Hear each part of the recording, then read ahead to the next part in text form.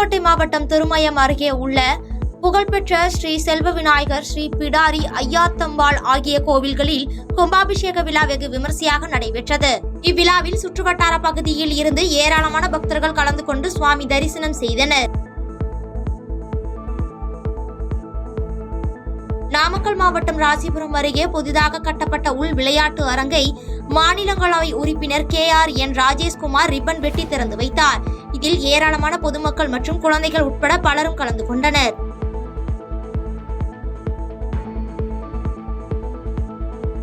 திருவாரூர் மாவட்டம் மன்னார்குடியில் ஆபரேஷன் சிந்தூர் தாக்குதலுக்கு மகிழ்ச்சி தெரிவித்து பாஜகவினர் இனிப்புகள் வழங்கி கொண்டாடியுள்ளனர். மேலும் பாகிஸ்தான் தீவிரவாதிகளின் தாக்குதலை அடுத்து இந்தியா பதிலடி கொடுத்திருக்கும் இந்த தாக்குதலுக்கு பட்டாசு வெடித்தும் தங்கள் மகிழ்ச்சியை தெரிவித்தனர். வேலூர் மாவட்டம் குடியாத்தம் அருகே உள்ள பழமை வாய்ந்த கருப்புள்ளீஸ்வரர் கோவிலில் சித்திரை தேர் திருவிழா வெகு விமர்சையாக நடைபெற்றது. இத்திருவிழாவில் குடியாத்தம் சுற்றுப்புற பகுதியில் உள்ள பல்லாயிரக்கணக்கான பக்தர்கள் கலந்து கொண்டு தேரை இழுத்து சுவாமி தரிசனம் செய்தனர்.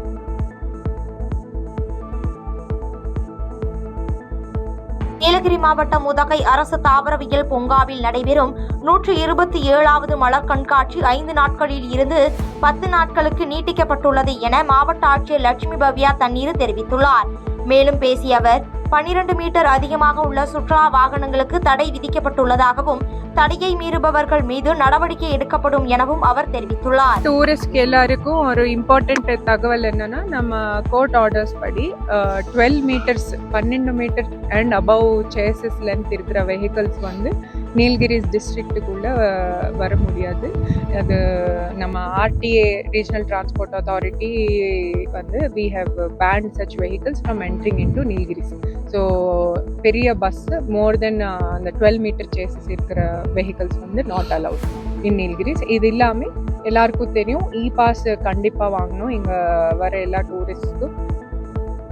சேலம் மாவட்டம் ஓமலூர் அருகே நீர்மூர் பந்தல் திறப்பு விழாவில் திமுக நகராட்சி தலைவருக்கும் கவுன்சிலருக்கும் இடையே யார் முதலில் MLA செல்வ கணபதிக்கு சால்வை கொடுப்பது என்பதில் வாக்குவாதம் ஏற்பட்டதால் அங்கு சிறிது நேரம் பரபரப்பு ஏற்பட்டது. தொடர்ந்து அங்கிருந்த பொதுமக்கள் இரு தரப்பையும் சமாதானம் செய்து அனுப்பி வைத்தனர்.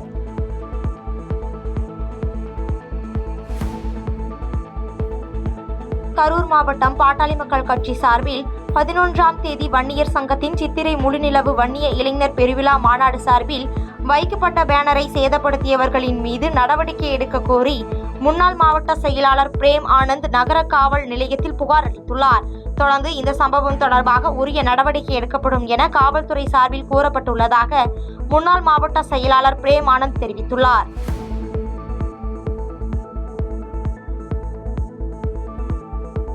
கன்னியாகுமரி மாவட்டம் நாகர்கோவில் அருகே மீனவ மக்களிடையே பிரிவினை உண்டாக்கும் வகையில் அறிக்கை வழங்கிய மத்திய இணையமைச்சர் பொன் ராதாகிருஷ்ணன் மீது மாவட்ட நிர்வாகம் நடவடிக்கை எடுக்க வேண்டும் என கூறி மீனவ கிராமத்தைச் சார்ந்த பெண்கள் மாவட்ட ஆட்சியரை சந்தித்து புகார் மனு அளித்தனர். மேலும் 2 தினங்களுக்கு முன்பு செய்தியாளர்களுக்கு அளித்த பேட்டியில் கடல் யாருக்கும் சொந்தம் கிடையாது என மீனவ கிராமத்தை பற்றி முன்னாள் மத்திய இணையமைச்சர் பொன் ராதாகிருஷ்ணன் பேசிய நிலையில் புகார் அளிக்கப்பட்டுள்ளது. காலங்காலமாகவே வாழ்ந்துகிட்டு இருக்கிற எங்கள் கடற்கரை மக்களுக்கு சொந்தம் இல்லை என்றால் இது யாருக்கு சொந்தம்? எங்கள் வாழ்வாதாரமே கடல்ல தான் கிடக்குது. அப்ப அந்த கடல்ல இருக்கக்கூடிய நாங்க எங்க போவா? கரையில போவா? கடற்கரை விட்டு நாங்க தாண்டி போனா எங்க வயிற்றுக்குள்ள போய் நாங்க என்ன செய்வோம்? நீங்க அரசாங்கமானது மக்களிடத்துல வரும்போது கடற்கரை மக்களை வந்து நாங்க அப்படி உயர்த்துவோம், இப்படி உயர்த்துவோம் அப்படின்னு சொல்லிட்டு நீங்க பல வாக்குறுதிகளை கொடுக்குறீங்க. கொடுத்த பிறகு அந்த மக்களுக்கு எந்த நல்லதுமே நீங்க செய்தது கிடையாது, தீர்தான் செய்திருக்கீங்க. இப்போ எங்க இல்லாமோ நீங்க என்ன பண்றீங்கன்னா கடல்ல வந்து எண்ணெய் எடுக்கிறீங்க, எரிவாயு எடுக்கிறீங்க, அது ஓகே. ஆனா கடற்கரை தொழில்குடி பாரம்பரிய மக்கள் வந்து கடல் மீனை பிடிச்சுதான் அவங்க வயிற்ற நிரப்பிட்டு இருக்காங்க. எங்களுக்கு சொந்தம் இல்லைன்னா நீங்க மேல இருக்கவங்க கீழே வாங்க, கடற்கரைக்கு வாங்க, கடல்ல வந்து தொழில் செய்யுங்க. கடற்கரை உங்களுக்கு தாரோம், உங்களை அனைத்து சொத்துக்களையும் கடற்கரை மக்கள் எங்களுக்கு தாங்க. அப்ப நாங்க அதை வச்சு நாங்க என்ன பண்ணுவோம்? நாங்க உங்களை வந்து நாட்டு மக்களை எப்படி கொண்டு போகணுமோ அந்த ரீதியாக அந்த மக்களை நாங்க கொண்டு போவோம். நீங்க மேலிடத்துல இருந்துட்டு எங்க மக்களை தரமட்டம் ஆக்கும் போது இதுக்காகவா நீங்க பதவி பொறுப்புல வந்திருக்கீங்க? இது என்ன காரணம்னு எங்களுக்கு தெரியல. அதுக்கு எங்களுக்கு பதில் வேணும். தென்காசி மாவட்ட ஆட்சியர் அலுவலகத்திற்கும் பாஜக மாவட்ட தலைவர் ஆனந்த் ஐயாசாமி என்பவருக்கும் இமெயில் மூலம் வெடிகுண்டு மிரட்டல் வந்துள்ள நிலையில் மாவட்ட ஆட்சித்தலைவர் அலுவலகம் முழுவதும் பாதுகாப்பு பலப்படுத்தப்பட்டுள்ளது. இச்சம்பவம் தென்காசி மக்களிடையே பெரும் பரபரப்பையும் அச்சத்தையும் ஏற்படுத்தியுள்ளது. கோவை மாவட்டம் போத்தனூரில் குடிநீர் UGT திட்டத்திற்கு குழாய் கடந்து செல்லும் விதமாக இரும்பு பாலம் அமைக்கும் பணி முடிவடைந்த நிலையில் குழாய்கள் பொருத்தும் பணி தீவிரம் அடைந்துள்ளது. மேலும் குழாய்கள் பொருத்தும் பணி 2 நாட்களில் முடிக்கப்படும் என மாநகராட்சி அதிகாரிகள் தெரிவித்துள்ளனர். கோவை மாவட்டம் ரயில் நிலையத்தில் இந்தியா பாகிஸ்தான் போர் சூழலை அடுத்து கண்காணிப்பு சோதனைகள் தீவிரப்படுத்தப்பட்டுள்ளது. இதனைத் தொடர்ந்து தமிழகத்தின் பல்வேறு மாவட்டங்களில் உள்ள ரயில் நிலையங்களில் வெளியூர் மற்றும் வெளி மாநிலங்களில் இருந்து வரும் பயணிகளை தீவிர கண்காணிப்பு பின்னரே ரயில் நிலையத்திற்குள் அனுமதித்து வருகின்றனர். திருவள்ளூர் மாவட்டம் தாம்பரம் அருகே அகோபில மடத்தில் வேதம் பயின்று வந்த 3 மாணவர்கள் வீரராகவ பெருமாள் திருக்குளத்தில் மூழ்கி உயிரிழந்த நிலையில் அவர்களின் குடும்பங்களுக்கு முதலமைச்சரின் பொது நிவாரண நிதியை அமைச்சர் நாசர் வழங்கினார். இந்நிகழ்வில் திருவள்ளூர் சட்டமன்ற உறுப்பினர் VG ராஜேந்திரன், திருத்தணி சட்டமன்ற உறுப்பினர் சந்திரன் ஆகியோர் கலந்து கொண்டனர். சேலம் மாவட்டம் எடப்பாடி அருகே சமுத்திரம் ஊராட்சியில் நடைபெற்ற மக்கள் சந்திப்பு முகாமில் 76 நபர்களுக்கு 25 லட்சம் ரூபாய் மதிப்பிலான நலத்திட்ட உதவிகளை மாவட்ட ஆட்சியர் பிருந்தாதேவி மற்றும் சேலம் நாடாளுமன்ற உறுப்பினர் TM செல்வகணபதி வழங்கினார். மேலும் இக்கூட்டத்தில் அனைத்து துறையைச் சார்ந்த அதிகாரிகள் கலந்து கொண்டு பொதுமக்களிடம் இருந்து மனுக்களை பெற்றனர்.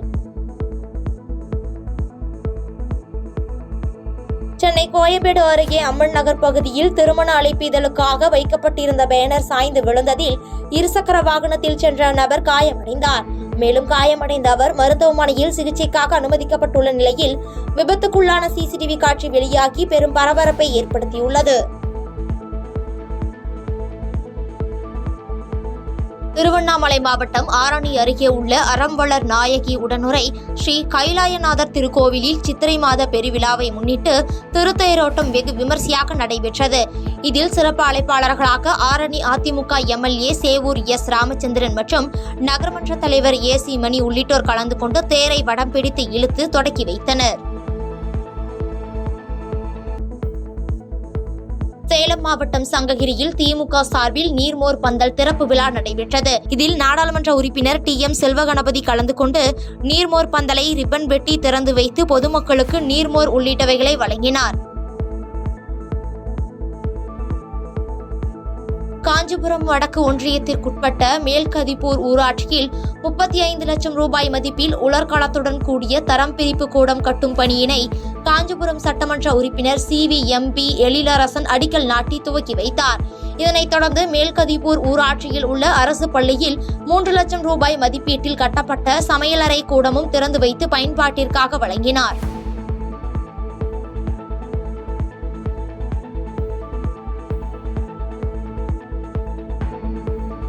திண்டுக்கல் மாவட்டம் வத்தலகுண்டு ஸ்ரீ முத்துமாரியம்மன் கோவில் வைகாசி திருவிழா கொடியேற்றத்துடன் சிறப்பாக தொடங்கியது. இந்நிகழ்வில் ஏராளமான பக்தர்கள் பங்கேற்று கம்பத்துக்கு மஞ்சள் நீர் ஊற்றி வழிபட்டனர்.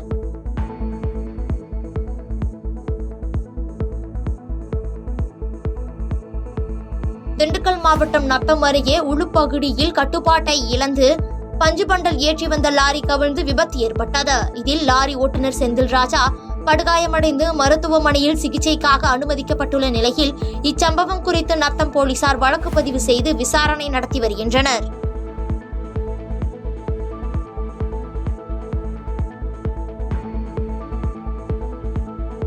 கன்னியாகுமரி மாவட்டம் பனச்சமூடு சந்திப்பு அருகே வாகன விபத்தில் சிக்கிய இளைஞரை ஆம்புலன்ஸில் ஏற்றிச் சென்ற ஆம்புலன்ஸ் ஓட்டுநர் கட்டுப்பாட்டை இழந்து கவிழ்ந்து விபத்து ஏற்பட்டது.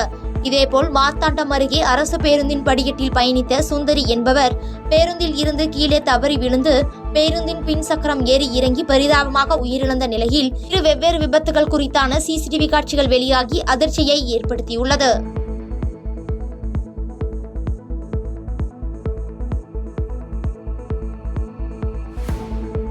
தூத்துக்குடி மாவட்டம் கயத்தாரில் உள்ள தனியார் திருமண மண்டபத்தில் முதலமைச்சர் விரிவான மருத்துவ காப்பீடு திட்டத்தின் கீழ் பொதுமக்களுக்கு மருத்துவ காப்பீடு அட்டை வழங்கும் சிறப்பு முகாம் நடைபெற்றது.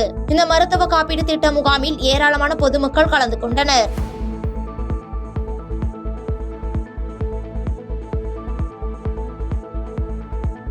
விருதுநகர் மாவட்டம் அருப்புக்கோட்டை மாவட்ட அரசு தலைமை மருத்துவமனையில் 34 கோடி ரூபாயில் கட்டப்பட்டு வரும் புதிய கட்டிடத்தின் கட்டுமான பணிகளை மாவட்ட ஆட்சித்தலைவர் ஜெயசீலன் நேரில் பார்வையிட்டு ஆய்வு செய்தார். ஆய்வின் போது மருத்துவமனை உள்ளே அமைய உள்ள லிப்ட் வசதிகள் குறித்தும் கட்டுமான பணிகள் குறித்தும் மாவட்ட ஆட்சியர் ஜெயசீலன் அதிகாரிகளிடம் கேட்டறிந்தார்.